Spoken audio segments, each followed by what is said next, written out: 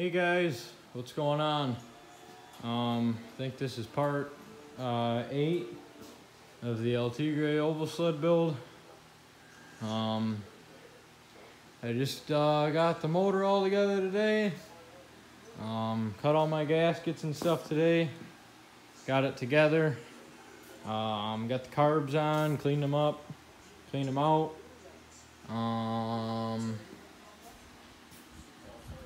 I think that's it today, and ran some fuel line and just, I don't know, just cleaning stuff up.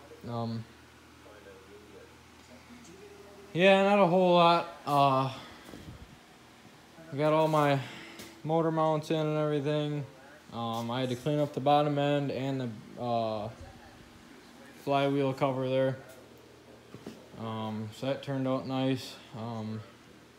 The sled's filthy as can be right now. Besides the clutch cover, I dusted that off. But yeah, the motor turned out pretty nice. I forgot to, when I got gasket paper today, I forgot to get new nuts and washers, so I guess they'll just have to do for now. I'm not too worried about it. I don't know what I'm gonna do with my recoil yet. I think I just need some bolts to put that on. I don't think I'm gonna clean it off, but I don't think I'm gonna repaint it or nothing. I still gotta run my vacuum line for my fuel pump, and then for my lube pump, I got my line ran, and yeah. I mean, everything's all pretty much ready to go. I still gotta do my Y pipe. I gotta deburr it here. It's all, see right there, that's all smashed. I gotta get rid of that so it flows better, and probably paint it or just clean it up. I'm printing all my gaskets today, cut them all out. A sticker machine. I have a brother scan and cut, and it works really well. What I did is for the intake gasket, I just traced the intake boot onto a piece of paper, cut it out, and then I put it on the mat behind, actually what I did, when I cut that out, I colored the outline with a Sharpie. So then it would pick it up on the mat, and then you run it through it, and you scan it, and then for all mine, I have to go in and edit them, and clean them up, just clean up the edges and the holes and stuff, because they're not always perfect after you trace them. And it helps, because if you need, you can do, your own thicknesses of gasket paper. You can bump up your compression or do whatever. And if you got to open stuff up or make stuff bigger, like what I had to do, I don't think I have a stock, I do somewhere. Shoot, let me get a stock intake gasket here. Ah, shoot, come on.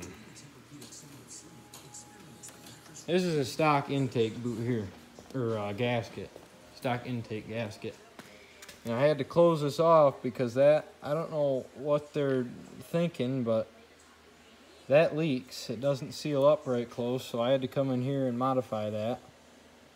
So that's one thing you can do. And they don't have the 4th hole in there, which I don't understand. So yeah, I had to go in there and do that. That's nice. It's not that hard. And for this, you can just make stuff bigger, adjust it, do whatever you got to do. Like I said, different thicknesses and stuff, so you can get different things. So yeah, it's a pretty neat setup. And a roll of gasket paper is, I paid $5 for a 3-foot roll of gasket paper, so, and I made, I think, 8 base gaskets, 14 or 16 of these, and like 22 of these things. I just did a 1 by 1, a 1 foot by 1 foot section of each of them, as much as I could fit in that. So yeah, now you know you got new gaskets and stuff. And I run the Felpro paper because that's, you know, all our auto parts store has is the Felpro stuff, and I like it because it doesn't stick to the surfaces. It doesn't stick to the bottom of your cylinders or the crankcase or your cylinders, or it doesn't stick to it. It comes right off. You can, I mean, you can reuse it, you know. So it's really nice. It's easy to tear your motors apart and put them back together real quick. And for my head gaskets, a couple of people are probably going to shake their heads at this. But this is a stock Tigre 340 head gasket. You can see it's about a 1/16 of an inch thick. And yeah, I mean, that's it. So what I did is I traced these out onto this aluminum fascia or whatever it is, aluminum facing stuff for houses. I don't even know how thick this is, maybe like a millimeter. I traced it out, cut it out with some tin snips, drilled my holes out and everything. And that's what I use for my head gaskets. So I figured, you know, all these are is a piece of aluminum sandwiched with high temp gasket paper. So I figured, why won't that work if you just put a piece of aluminum in there, you know? So, because all it's gonna do, you know, it's gonna keep the compression in, and you know, that's all a gasket really does. So I figured we'll kill two birds with one stone. We'll make all my own gaskets and bump up the compression, you know, get more power. So I didn't think that was a bad deal. And if it comes apart, I mean, as long as it don't get in the bottom end, I'll be all right. If it melts or something, but I don't know how it could, because it's not like it's in this. It's not like it's a piston or something. It can't. It's not in the combustion chamber itself, so I think it'll be all right. So yeah, I guess I can throw the hood on here. Show you guys what it looks like with the hood on. I'm sure if you're following along, you've already seen it. And I think in my last video, I don't think I said anything about the stickers or anything. Another thing about a sticker machine, you can make all your own stickers, all your own decals. I made every single one of these on this whole, except for these here. I didn't make those, but all this here, I made all that on my machine. All the sponsors and stuff. So yeah, it's a pretty handy tool to have. You can do endless stuff with it, you know. Gaskets, stickers, the whole 9 yards. So I gotta make a list of everything else I gotta do on it yet. It's narrowing down though.